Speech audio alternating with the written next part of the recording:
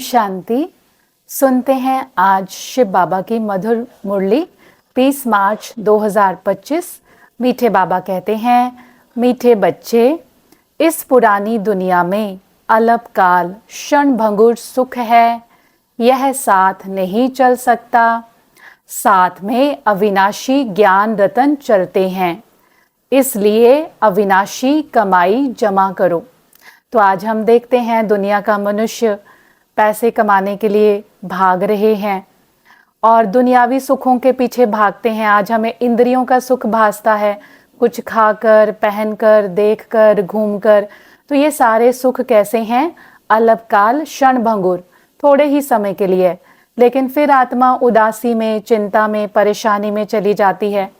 परंतु बाबा हमें सदा सुखी बनाते हैं और वो कमाई करना सिखाते हैं जो सदा हमारे साथ जाती है। तो साथ में क्या जाता है आत्मा के? जो भी बाबा हमें ज्ञान रतन देते हैं। इस ज्ञान को सुन सुनकर हम सब आत्माओं के ज्ञान के संस्कार बन जाएंगे और ये ज्ञान के संस्कार हम अगले युग सतयुग में अपने साथ लेकर जाएंगे। तो बाबा हमें इस पढ़ाई से कितना समझदार बनाते हैं, हमारी कितनी अविनाशी कमाई। वो दुनिया में जो स्थूल कमाई होती है उसका तो विनाश हो जाता है, खत्म हो जाएगी इसी जन्म में, लेकिन ये अविनाशी कमाई है जो जन्म जन्म साथ जाएगी। मेरा मन, मेरी बुद्धि, मेरे संस्कार इतने सुंदर बन जाएंगे जो इन तीनों शक्तियों के द्वारा मैं 84 जन्म इस ड्रामा में बहुत सुंदर पार्ट बजाऊंगी, सदा सफल रहूंगी। तो आज बाबा हम बच्चों को अविनाशी कमाई जमा करने की शिक्षा देते हैं। आज की मुरली का प्रश्न है, बाप की पढ़ाई में तुम्हें कौन सी विद्या नहीं सिखाई जाती है? उत्तर है भूत विद्या। किसी के संकल्पों को रीड करना, यह भूत विद्या है। तुम्हें यह विद्या नहीं सिखाई जाती। बाप कोई थॉट रीडर नहीं है, वह जानी जाननहार है, अर्थात नॉलेजफुल है। बाप आते हैं तुम्हें रूहानी पढ़ाई पढ़ाने, जिस पढ़ाई से तुम्हें 21 जन्मों के लिए विश्व की राजाई मिलती है। तो आज बाबा कहता है मैं कौन सी विद्या नहीं सिखाता? ये थॉट रीड करने की। कई बारी लोग आते हैं हमें परखने के लिए कि बताओ मेरे मन में क्या चल रहा है, मेरे पूर्व जन्म बताओ। तो ये सारा चीजें करने से क्या फायदा?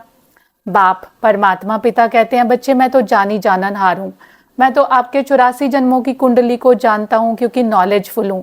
इसीलिए बाबा आकर हम बच्चों को हमारे ही आदि मध्य अंत का सारा ज्ञान समझाते हैं। परंतु हमें इन सारी बातों में, थॉट रीड करने में, इन सारी बातों में नहीं जाना। हमें पढ़ाई पढ़कर अपने अंदर ज्ञान के संस्कार पक्के करने हैं। तो बाबा कहता इस पढ़ाई से ही हमें 21 जन्मों के लिए विश्व की राजाई मिल जाएगी। बाकी किसी के मन में क्या चल रहा है वो बता भी दिया तो उससे उसका क्या कल्याण हो जाएगा? कल्याण तो ये ज्ञान पढ़ने से, अपने आप को सुधारने से, चेंज करने से ही होगा, क्योंकि इस ज्ञान से हमारा मन, बुद्धि, संस्कार इतने अच्छे बन जाएंगे जो 84 जन्म आत्मा शक्तिशाली स्थिति में रहेगी। आज धारणा के लिए मुख्य सार है, पहला पॉइंट, बाप की याद से अपार सुखों का अनुभव करने के लिए बुद्धि की लाइन क्लियर चाहिए। याद जब अग्नि का रूप ले तब आत्मा सतो प्रधान बने। दुनिया में भी दिखाते हैं कि जब सोने के अंदर जो इम्प्योरिटीज होती हैं उनको खत्म करना होता है तो सोने को आग में डालते हैं तो उसके अंदर का अलॉय निकल जाता है। अब आत्मा के अंदर विकारों की खाद पड़ी हुई है, विकारों का अलॉय है। तो आत्मा जब स्वयं को आत्मा प्रकाश निश्चय करके ज्ञान सूर्य शिव बाबा की किरणों की आग के अंदर बैठेगी, तब हमारे अंदर जो जन्म जन्म के विकारों के, काम वासना, क्रोध, लोभ, मोह, अहंकार के संस्कार हैं वो जल जाएंगे, वो खाद भस्म हो जाएगी। इसको कहते हैं योग अग्नि।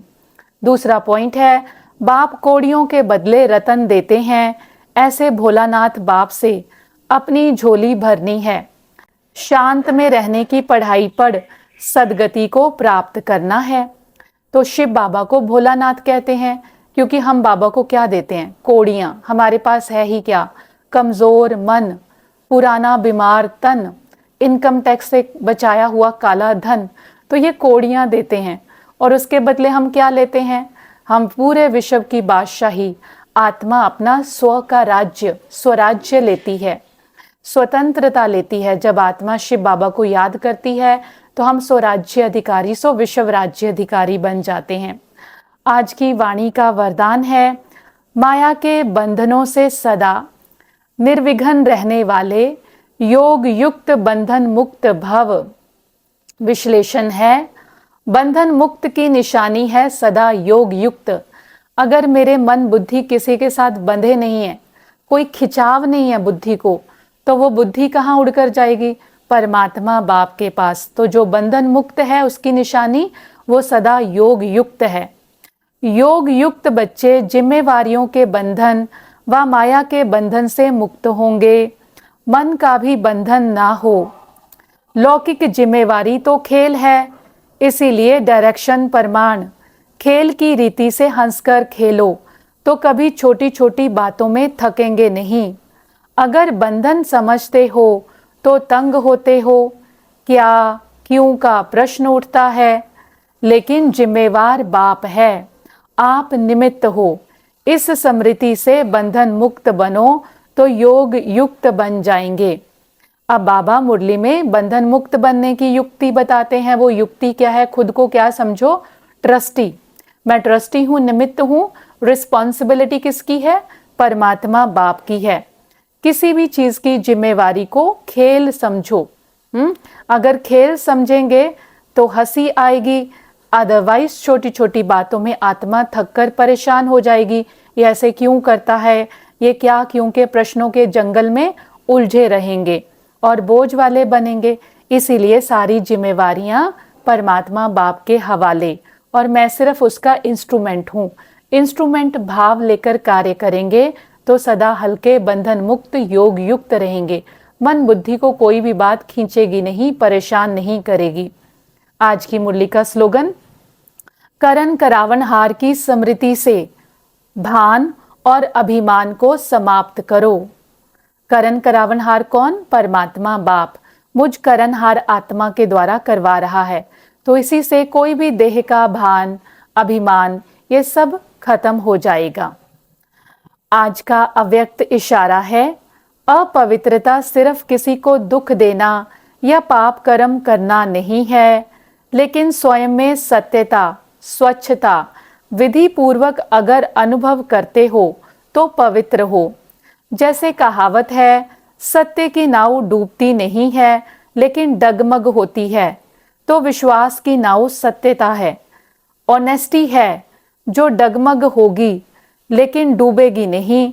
इसीलिए सत्यता की हिम्मत से परमात्म प्रत्यक्षता के निमित्त बनो। तो आज बाबा कहते हैं कि बच्चे, अपवित्रता किसी को दुख देना, पाप कर्म करना नहीं, लेकिन स्वयं में सत्यता, स्वच्छता अगर विधि पूर्वक है तो हम पवित्र हैं। तो कहावत है सत्यता के लिए कि सत्य की नाव हिलेगी डुलेगी लेकिन डूबेगी नहीं। तो जो बाबा का बच्चा सत्य है, ऑनेस्ट है, पवित्र है, वो सदा विश्वास की नाव में सदा स्टेबल रहेगा, सत्यता की नाव में सदा स्टेबल रहेगा। अच्छा, ओम शांति।